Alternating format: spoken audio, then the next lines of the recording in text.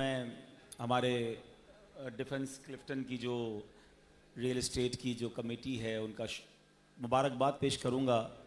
हर साल बड़ी मोहब्बतों के साथ आप ये इफ्तार इज्तिमा सजाते हैं। अल्लाह करीम आप सबका ये एहतमाम करना अपनी बारगाह में कबूल फरमाए। इफ्तार करवाना ये बड़ी फ़जीलत का बाइस है। जो मुसलमानों को खाना खिलाता है, इफ्तार करवाता है, अल्लाह उसको जन्नत के दस्तरखानों पर खिलाता है। और अब मेरी गुजारिश ये है कि तकरीबन 18-19 मिनट रह गए हैं, 20 मिनट रह गए हैं। अब मिलना मिलाना छोड़ दें और सारे लोग तवज्जो से बयान और इफ्तार से पहले की दुआ में शामिल हम होंगे। इसके बाद आपके पास टाइम होगा, आप जितना मिलना है, जितना आपस में तस्वीरें वगैरह खिंचवानी है वो खिंचवा लीजिएगा। मुझे 20 मिनट अगर जो है वो तवज्जो से दे देंगे तो जो मैं पैगाम लेकर आया हूँ वो पैगाम आपको दे दूँगा। ये मोबाइल फ़ोन वगैरह तस्वीरें वगैरह छोड़ दें और ये अल्लाह रसूल के ज़िक्र में इबादत की नीयत से ये कुछ मिनट आप मुझे अता फरमाएँ। दुरूद पाक पढ़ने के बेशुमार फ़ज़ाइल व बरक़ात हैं।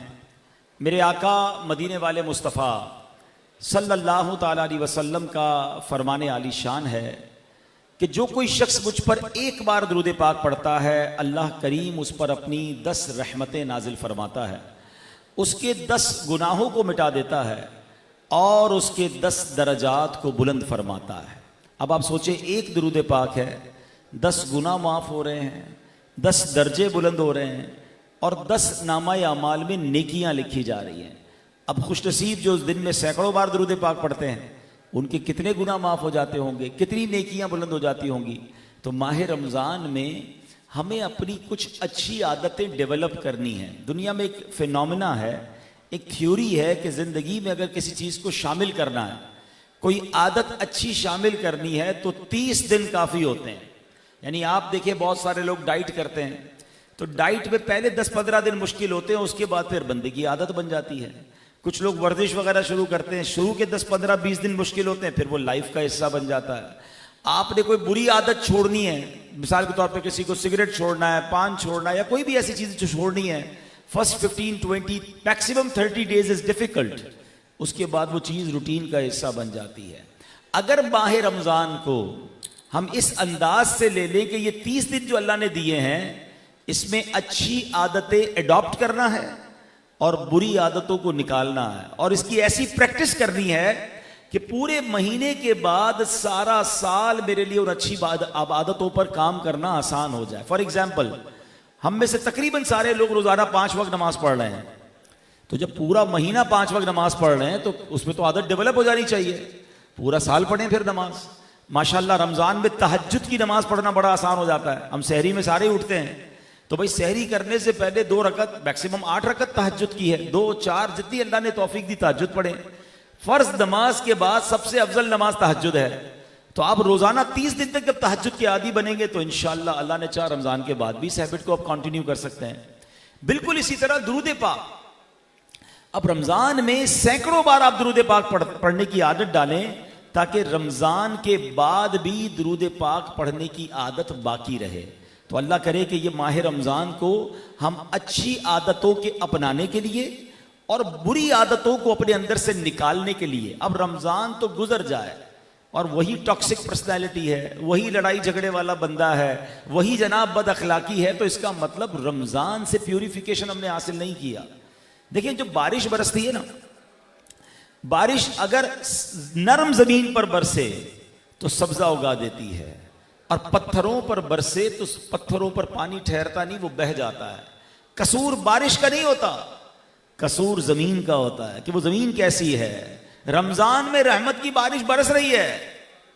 अब मैं देखूं कि रमजान के इस मुबारक महीने में मेरे दिल में इबादत के फूल खिले, मेरे अंदर अखलाक की कलियां खिली, मेरी दिल की जमीन पर कोई सब्जा उगा, या रमजान तो आया मगर फर्क कुछ ना पड़ा, वही अंदाज, वही लड़ना, वही झगड़ना, वही गुस्सा, वही गलत काम, तो फिर इसका मतलब मेरी दिल की जमीन इतनी सख्त है कि माह रमजान भी मुझ पर कुछ असर ना डाल सका। नहीं मेरे प्यारे इस्लामी भाइयों, कुरान कहता है तुम पर रोजे इसलिए फर्ज किए गए लअल्लकुम तत्तकून, ताकि तुम तकवा इख्तियार करो। अब हालांकि अगर हम गौर करें ना, तो माह रमजान मेरी और आपकी तकवे की कितनी शानदार प्रैक्टिस करवाता है। तकवा किसको कहते हैं? अल्लाह से डरना, गुनाह करते वक्त ये बात का ख्याल आ जाना कि रब देख रहा है। अब पता है मैं और आप डेलिबरेटली कितना शानदार तकवे का रोजाना टेस्ट दे रहे हैं। अभी आप सब बैठे हैं इफ्तार की टेबल पर, आप सबके सामने पानी की बोतल भी पड़ी हुई है और आपके सामने खाने पीने की चीजें भी पड़ी हुई हैं, आप क्यों नहीं खा रहे हैं? हालांकि कोई रोकने वाला तो नहीं। क्या ख्याल आएगा? अल्लाह देख रहा है। अच्छा चले, आप कहेंगे यहां तो लोग हैं ना, अकेले में कौन खाता है? घर में कई लोग इस वक्त होंगे, हमारे बच्चे होंगे, माएं बहनें घर में हैं, कोई अगर कमरे में ना हो, आप अकेले हैं घर में, फ्रिज खोले चीजें मौजूद हैं, आप इफ्तार से पहले क्यों नहीं खाते? क्या वजह है? अल्लाह देख रहा है। अच्छा इसको तो चले फिर भी खाना पीना है ना। आप जब वजू किया, आपने असर में वजू किया होगा, हमने मुंह में पानी लिया था, हैं? बराबर में वजू खाने पर बैठे बंदे को भी पता नहीं चलेगा कि ये घूंट अगर हम अंदर उतार ले, किसको पता है? लेकिन एक कतरा आपने नहीं उतरने दिया। What was the reason? कोई नहीं देख रहा था, अब आपके मुंह में पानी था, हलक और मुंह में 1 इंच का फर्क था, क्यों नहीं खाया आपने? अल्लाह देख रहा है। लुक एट ब्यूटीफुल, यानी रमजान कितनी प्यारी रोजाना प्रैक्टिस मुझसे करवा रहा है। लअल्लकुम तत्तकून, कुरान कहता है रोजे इसलिए फर्ज किए कि तुम तकवा इख्तियार करो, और मैं और आप रोजाना इस बात की प्रैक्टिस कर रहे हैं कि ना खा रहे ना पी रहे, 1 मिनट पहले भी खाना नहीं खाते।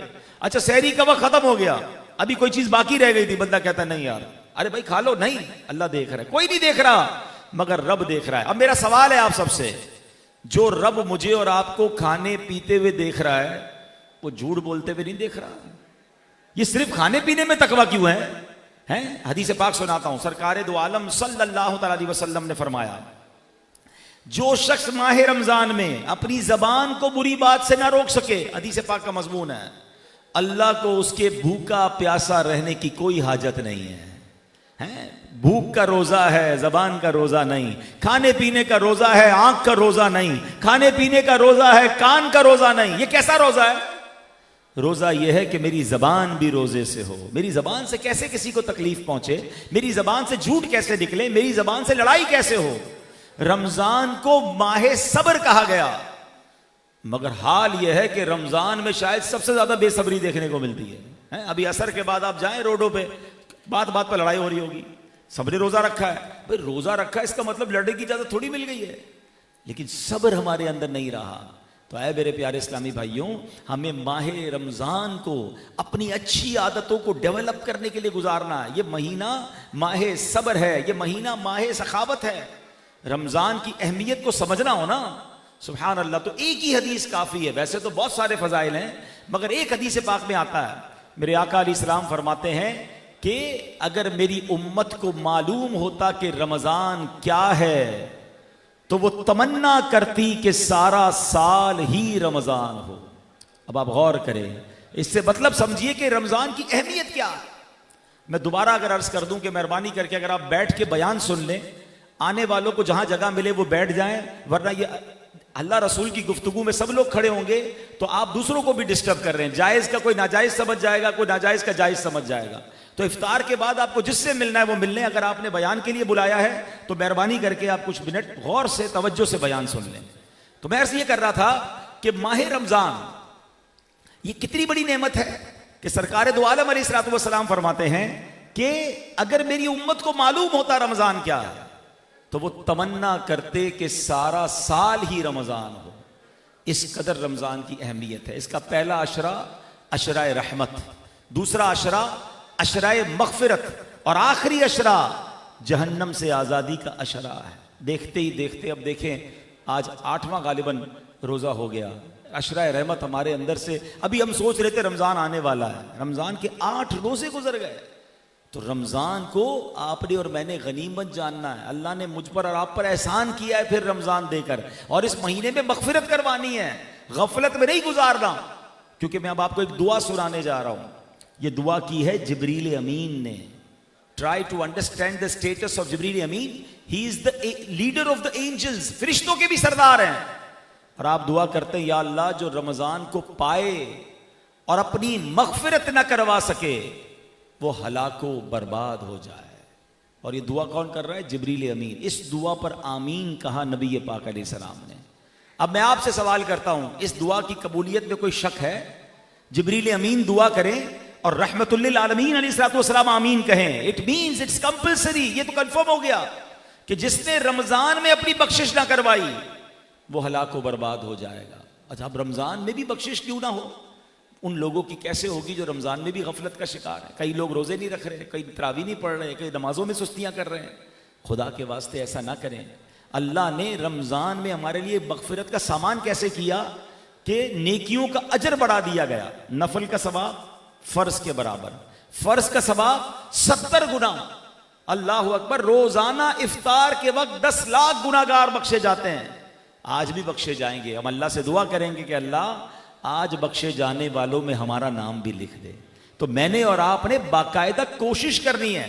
अब आखिर में मैं आपको नबी पाक अलैहिस्सलाम रमज़ान कैसे गुजारते थे। देखिए, हम मुसलमानों के लिए सबसे बेस्ट रोल मॉडल तो हमारे आका है ना। हम उन्हीं से सीख लेते हैं कि वो रमज़ान कैसे गुजारते थे। What was the habits of रसूल पाक अलैहिस्सलाम इन रमज़ान। बीबी आयशा सिद्दीका तैयबा ताहिरा रदी अल्लाह ताला अन्हा फरमाती हैं कि जब रमज़ान आता तो नबी पाक अपने बिस्तर पर कम तशरीफ लाते, सारी रात दुआओं में और इबादत में गुजारते और प्यारे आका के चेहरे का रंग बदल जाता था, मुतगय्यर हो जाता था। शारहीन लिखते हैं ये रमज़ान में चेहरे के रंग बदलने का मतलब ये था कि नबी पाक को ये फिक्र हो जाती कि कहीं रमज़ान में हक के बंदगी अदा करने में कमी ना रह जाए। ये किसका कौन तवज्जो कर रहा है?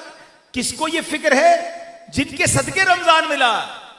सच बताओ, हमें कितनी फिक्र होनी चाहिए थी, मगर आज हमें तो 2-3 फिक्र ही हैं। हाँ भाई, आज इफ्तारी कहाँ करनी है, आज सहरी कहाँ करनी है, रात को किधर खाना है। नौजवान रमजान टूर्नामेंट में लगे हुए हैं। अल्लाह अकबर। हमारी गुफ्तगू का टॉपिक ही यही है, इफ्तार कहाँ करना है, सहरी कहाँ करनी है। अरे टॉपिक ये होना चाहिए था आज तिलावत कहाँ करनी है, आज दुआ कहाँ करनी है, आज तरावी का क्या प्रोग्राम है, आज जाके तहज्जुद किधर पढ़नी है। यार रमजान इबादत के लिए आया था, मगर अनफॉर्चुनेटली हम लोगों ने उसे फूड फेस्टिवल बना दिया है।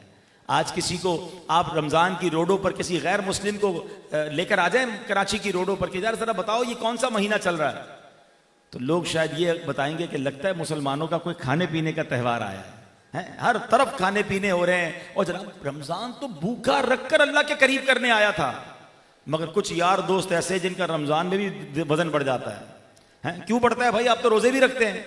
वो सहरी में ज्यादा इसलिए खाता हूं कि पूरा दिन भूखा रहना है, इफ्तार में इसलिए ज्यादा खाया कि पूरा दिन भूखा रहकर आया था, फिर रात 2-3 बार और खाया कि कल फिर रोजा रखना है, तो उल्टा रमजान में रोजे रख के भी वजन बढ़ा लिया। हालांकि रमजान भूख बर्दाश्त करके ताकि बंदे की ये कमजोरी उसको अल्लाह के करीब करती है। अब सच बताएं, इस वक्त बात करने को भी जी नहीं चाह रहा होता। असर के बाद जो इफ्तार के करीब वक्त है, ये वक्त होता है एहसास करने का, ये मेरी औकात है और मैं और आप अभी थोड़ी देर में इफ्तार कर लेंगे। मगर ये भूख याद दिलाती है कि दुनिया में लाखों करोड़ों लोग हैं जिनके पास रोजाना खाने को नहीं होता, वो रोजाना भूख में होते हैं। हमारा तो इफ्तार के बाद डिनर रेडी है, कई लोग हैं जिनके पास आज भी डिनर नहीं है। रमजान ये एहसास दिलाने आता है। नबी पाक अलैहिस्सलाम का एक और अंदाज, रमजान में प्यारे आका जिब्रील अमीन अलैहिस्सलाम के साथ कुरान का दौर फरमाते और उसके बाद इतनी सखावत फरमाते कि रिवायतों में आता है तेज आंधी से ज्यादा नबी पाक सखावत फरमाते, हर आने वाले साइल को देते।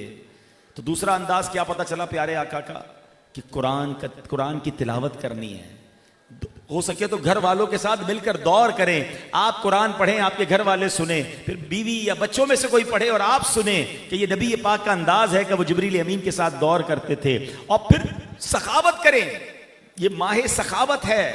माशाअल्लाह कई लोग तो अपनी पूरी ज़कात अदा करते हैं, मगर चूंकि रियल एस्टेट के लोग बैठे हैं, अब बहुत बदकिस्मती के साथ मुझे ये कहना पड़ रहा है कि अब बहुत बड़ी तादाद ऐसी बनती जा रही है जो अपनी ज़कात पूरी नहीं दे रही, प्रॉपर ज़कात का हिसाब नहीं करते। अच्छा, कुछ लोगों को कहो भाई ज़कात दें तो कहते मार्केट बड़ा मंदा है, कारोबार डाउन है। तो जनाब पहले ये फार्मूला समझ लें, ज़कात आपकी आमदनी पर नहीं है, ज़कात आपके कैपिटल पर है। अगर आपकी आमदनी कम हो गई है तो कैपिटल तो मौजूद है ना, जो माले तिजारत है, जो सोना चांदी है, जो कैश अवेलेबल है, और अब साल पूरा होने को है तो जो उसके शरई तकाजे हैं उसके मुताबिक पूरी ज़कात निकालनी है, चाहे वो ज़कात करोड़ों रुपए क्यों ना हो। याद रखिए, दिल पर बोझ ना लीजिएगा। हमेशा याद रखें, अगर लाखों ज़कात दे रहे हैं तो रब ने करोड़ों दिए हैं तो लाखों ज़कात बनी ना। अगर अल्लाह ने करोड़ों ज़कात बना दी है तो जनाब अरबों दिए तो आपकी करोड़ों ज़कात है, तो ज़कात दिल पर बोझ क्यों बन गई? अरे ये तो कारून का तरीका था जिसने हजरत मूसा के सामने ज़कात देने से इनकार किया और उसको उसके खजाने के साथ जमीन में धसा दिया गया। मुसलमान तो खुश दिली के साथ ज़कात दिया करता है। मैं तो एक दुआ करता रहता हूं, आपको अच्छी लगे तो आमीन कह दो कि या अल्लाह वो माल न देना जिसकी ज़कात दिल पर भारी पड़ जाए। ए अल्लाह वो माल दे जिसकी ज़कात मैं खुश दिली से अदा करूं। अरे ज़कात देने वाला तो सजदा शुक्र अदा करे कि मेरे मौला तूने देने वाला बनाया, मांगने वाला नहीं बनाया। तो जो इस वक्त गरीबों का हाल है, जो मुसलमानों की कैफियत है, अपने गरीब रिश्तेदारों को देखें, अपने गरीब मुलाजमीन को देखें और ज़कात तकसीम करें, इनका रमज़ान अच्छा करें। याद रखिए नबी पाक ने कसम उठाकर फरमाया कि अल्लाह की राह में खर्च करने से माल कम नहीं होता। मेरे नबी ने वादा फरमाया है और आप ये देख भी लें, जरा चेक कर लें कि जो अब मेरे इस्लामी भाई पूरी ज़कात देते हैं अगले साल वो ज्यादा ज़कात देते हैं। ये कैसे? क्योंकि माल बढ़ जाता है, अल्लाह उसमें बरकत डाल देता है। तो नबी ये पाक ये महीने में सखावत फरमाते। आप भी नियत कर लें कि आपने खूब सखावत करनी है और अपने रिश्तेदारों, अपने मुलाजमीन को देखने के साथ साथ मैं गुजारिश करूंगा कि दावत इस्लामी जो दुनिया भर में दीन मतीन की खिदमत कर रही है, 150 से ज्यादा मुल्कों में दीन का पैगाम पहुंचा चुकी है। 19,000 से ज्यादा मदरसे हैं जिनमें लाखों बच्चे बगैर फीस के कुरान पाक और दरस निज़ामी कर रहे हैं। इस उम्मत को लाखों हाफिज कुरान और उलमा और नाजरा पढ़ने वाले दावत इस्लामी ने दिए और अल्लाह की रहमत से वेलफेयर के काम देखें तो दुनिया के कई मुल्कों में अल्हम्दुलिल्लाह मुसलमानों की इमदाद का सिलसिला जारी है। इस वक्त भी फ़लस्तीन की वादियों में दावत इस्लामी के मुबल्लिगीन मौजूद हैं। माजूर बच्चों के सेंटर हों, यतीम खाने हों या क्लिनिक्स हों, दावत इस्लामी बनाती चली जा रही है। तो मेरी गुजारिश है कि इस बार अपनी ज़कात में, अपने फितरे में अपनी दावत इस्लामी को याद रखें। आखिरी बात करके दुआ की तरफ चलते हैं। रमज़ान के बाद हमें ईद से पहले फितरा देना होता है। अच्छा, फितरे में भी हम सबसे सस्ती कैटेगरी वाला फितरा लेते हैं। आजकल 300 रुपए गंदुम का फितरा है। लेकिन जनाब मैं सवाल ये करूंगा कि जिस तरह के लोग यहाँ बैठे हैं, क्या ईद के कपड़े सबसे सस्ते वाले पहनते हैं? क्या ईद के जूते सबसे सस्ते वाले लेते हैं? तो जनाब ये फितरा सबसे सस्ता वाला क्यों? ये शुक्राने का अंदाज है कि जब रब ने हमें अच्छा बनाया है तो जो फितरे में कैटेगरीज नबी पाक ने बयान फरमाई कि जौ का भी फितरा है, खजूर का भी फितरा है, किशमिश का भी फितरा है, तो जनाब हम अच्छा फितरा दें। अल्लाह की बारगाह में ये कहकर फितरा दें कि मौला तूने पूरा रमजान बेहतरीन इफ्तारी करवाई, अब फितरा भी तेरी राह में मैं बेहतरीन अदा करूंगा। जो ज्यादा अच्छा देता है अल्लाह उससे ज्यादा अता फरमाता है। रब्बे करीम से दुआ करता हूं कि रब्बे करीम इस महीने में हमें खूब सखावत करने की तौफीक अता फरमाए। आखिर में फिर मुबारकबाद आपकी इंतजामिया को इतना प्यारा प्रोग्राम सजाने पर। जिन जिन लोगों ने इसमें हिस्सा मिलाया अल्लाह उन सबको इसकी बेहतरीन जज़ा अता फरमाए। अब आइए दुआए इफ्तार में शामिल हो जाते हैं। अल्हम्दुलिल्लाह रब्बिल आलमीन वस्सलातु वस्सलामु अला खातमिन नबिय्यीन या अरहमर राहिमीन या अरहमर राहिमीन या अरहमर राहिमीन या रब्बना या रब्बना या रब्बना या रब्बना या रब्बना या अल्लाह या रहमान या रहीम अल्लाहुम्मा रब्बना आतिना फिद दुनिया हसनतन व फिल आखिरति हसनतन व क़िना अज़ाबन नार व क़िना अज़ाबल क़ब्री व क़िना अज़ाबल हश्री व क़िना हिसाबल मीज़ान व उफ़व्विदु अम्री इलल्लाह इन्नल्लाह बसीरुम बिल इबाद ला इलाहा इल्ला अंत सुब्हानका इन्नी कुन्तु मिनज़ ज़ालिमीन। ए रब्बे करीम हम सब के आज के रोज़े को अपनी बारगाह में कबूल फरमा। ए अल्लाह हम सब की बेहिसाब मग़फ़िरत फरमा। हमारी, हमारे माँ बाप की, नबी पाक अलैहिस्सलाम की सारी उम्मत की बख्शिश फरमा। ए करीम हमें नेक बना दे। माह रमज़ान में जो अच्छी आदतें हमें मिली हैं ए अल्लाह पूरा साल इन आदतों को अपनाने वाला बना। हमें 5 वक्त का नमाजी बना दे। ए अल्लाह हमें बाअखलाक बना दे। सबके रोज़ी रोज़गार रिज़्क़ हलाल में बरकतें और वुसअतें अता फरमा। ए अल्लाह कर्ज़दारों के कर्ज़े उतर जाएं, बे औलादों को नेक और सालेह औलाद अता फरमा। मेरे मौला रूठों को मना दे, बिछड़ों को मिला दे। ए परवरदिगार जितने हाथ उठे हैं तू सबके नाम भी जानता है और सबके काम भी जानता है। ए अल्लाह सबकी झोलियां भर दे, सबकी मुरादें पूरी कर दे।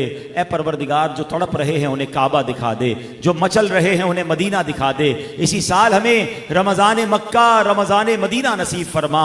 इसी साल हमें हज की सआदत नसीब फरमा। ए अल्लाह हम में जो जिस परेशानी में है तू सबके परेशानियों के नाम भी जानता है, उन बंदों के काम भी जानता है। इफ्तार का वक्त है, मांगने का वक्त वक्त है, ए अल्लाह सबकी झोलियां भर दे, सबकी मुश्किलें आसान कर दे। ए परवरदिगार आलम इस्लाम का बोल बाला फरमा। बिलखुसूस मेरे मालिक वतन अजीज पाकिस्तान पर मुश्किल वक्त आया है, ए अल्लाह हमारे वतन की हिफाजत फरमा, इसकी सरहदों की हिफाजत फरमा। ए परवरदिगार हम सबकी जान माल इज्जत आबरू आल और औलाद दीन और ईमान की हिफाजत फरमा। ए अल्लाह दहशत गर्दों की दहशत गर्दियों से हम सब की जान छुड़ा दे, हमारे वतन को अमन व सुकून का गहवारा बना। रब्बना तक़ब्बल मिन्ना इन्नका अंतस समीउल अलीम व तुब अलैना या मौलाना इन्नका अंतत तव्वाबुर रहीम बिबरकति इन्नल्लाह व मलाइकतहू युसल्लूना अलन नबी या अय्युहल्लज़ीना आमनू सल्लू अलैहि व सल्लिमू तस्लीमा सल्लल्लाहु अलन नबिय्यिल उम्मी व आलिहि सल्लल्लाहु अलैहि वसल्लम सलातन व सलामन अलैका या सय्यदी या रसूल अल्लाह। मुसलमान हैं हम सब भी तेरी अता से हो ईमान पर खातिमा या इलाही हो ईमान पर खातिमा या इलाही खुदाया बुरे खातिमे से बचाना। पढ़ूं कलमा जब निकले दम या इलाही, पढ़ूं कलमा जब निकले दम या इलाही। वसल्लल्लाहु तआला अला खैर खल्किही मुहम्मद व आलिही व सहबिही अजमईन बिरहमतिका या